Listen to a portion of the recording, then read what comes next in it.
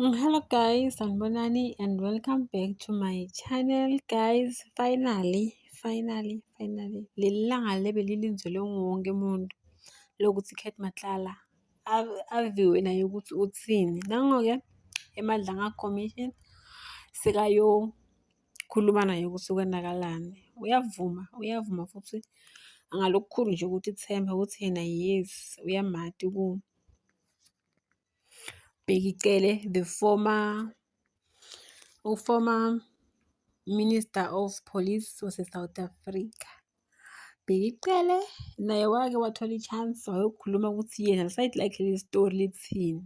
Kani little did he know ukuthi Kate Matlala but wathi mase baqedile kucula bonke ukuthi bayamata bamati bantu bathi lomunye naye utonikwa i-chance ukuthi ayodlala inzima yakhe but kancane nje uyativeta kancane ukuthi indirect yena ufuna ukuba i-state witness. Angathi ukuthi kula macala la ngaka la nawo Matlala anamagama la 90 million utoba state witness njani? Utothi makaba lapha uyobitwa ngokuthi ngibani?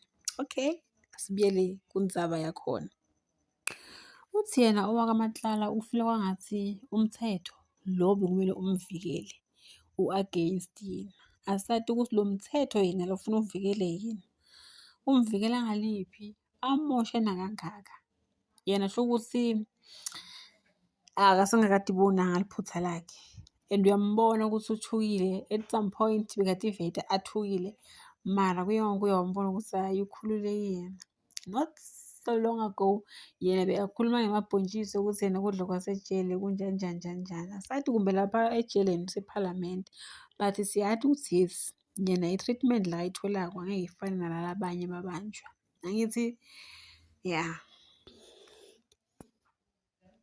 And if ukuthi guys siyalalela kahle la Mokgotsi and uKate bane script lesi-1.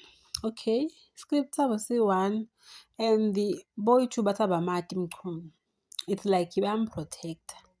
So nyalo muntu lokumele angene phansi kwebhasi uBhekicele. Uthi yena wanika Bhekicele imali lenganga $500,000.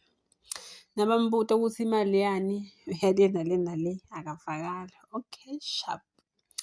La indzaba le semangalisa kakhulu ukuthi uyambona ukuthi asathi man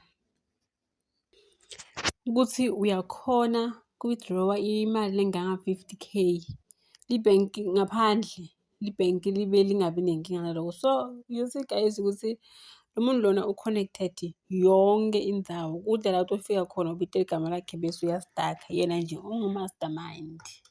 So and uma ubukile bayasaba nokumbuta ama-question but as for inunu la ikhona iyasho ukuthi hayi iphantsha umoya la ikhona iyasho ukuthi no I deserve second chance ukuthi nami ngiyotimela ukuthi nami ngiyotilwela.